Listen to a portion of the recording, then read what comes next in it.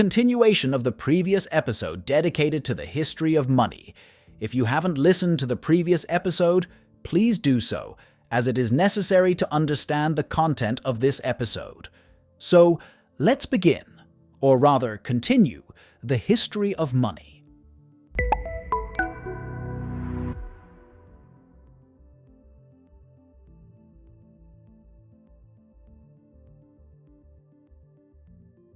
Barter posed many different problems, and around the 6th century BC, in the region of Lydia, someone invented the coin. What is a coin? It is a small disc minted from precious metal. It is worth noting here that none of us need precious metal to live, as was previously needed for salt, cows, chickens, or other items used in barter. However, each of us trusts that precious metal, that a coin minted from precious metal represents a certain value. And so it turned out that coins became a revolution, they became a big hit, and indeed we can say that this is another stage in the development of money. When did paper money appear? Again, if we consult history books, various dates may appear, but we can reasonably say that paper money originated in China, somewhere in the 10th or 11th century.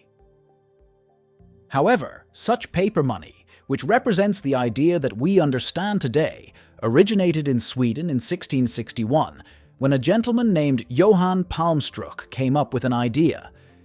He observed that Swedes who traded or paid with gold coins had some difficulties with this. Because after all, a gold coin can be stolen, damaged, and needs to be transported, despite it being small. It is not a simple exchange. Moreover, people were afraid to keep their gold coins at home.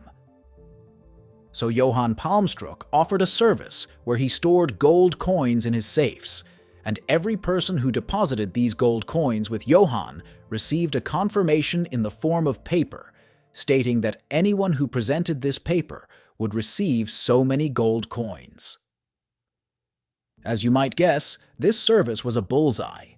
Swedes came to Palmstruch, deposited their gold coins, and never asked for them back.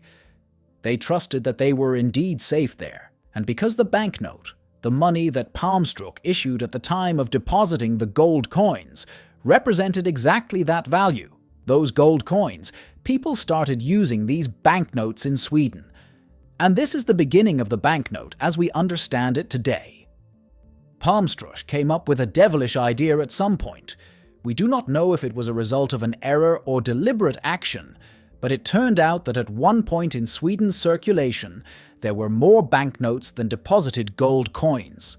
And when a crisis arose in Sweden in 1668 and people began asking Palmstruch to redeem their gold coins, he was unable to fulfill his promises.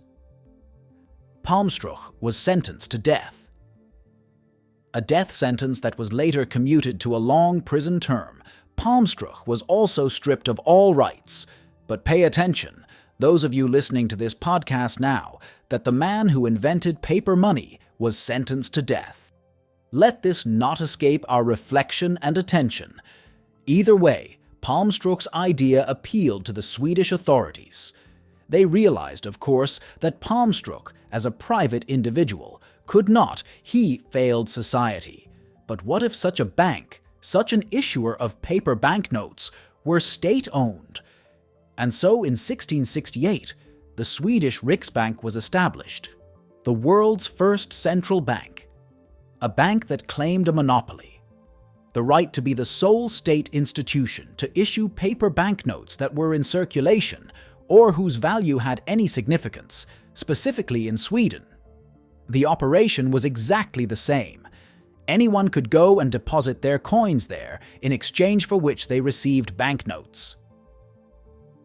Today, this bank is called the Central Bank of Sweden and is the oldest central bank in the world. Only 26 years later, when the Swedish Central Bank was established, another central bank was established, the Bank of England. Today, the world operates on the idea that only central banks can issue banknotes, money that is recognized as the national means of payment. Do the everyday currencies we use actually have a gold backing, as they should? Well, of course not. Already in 1971, Americans came up with the same idea that Palmstruch had come up with earlier. It turns out that since then, all US dollars have no gold backing, which was deposited somewhere in the Federal Central Bank. Today, no money has any backing in any coin. Please remember that the money we use today all over the world is not exchangeable for any coin. They simply represent value in themselves, which means they do not represent any value. We call this fiat money. Humanity has witnessed a huge number of financial crises precisely because we have money in circulation that has no backing. One of these crises was the 2008 crisis, when one of the American banks failed and all economies around the world had to pay for it. You, me, our families, all those who work hard, but not the bankers.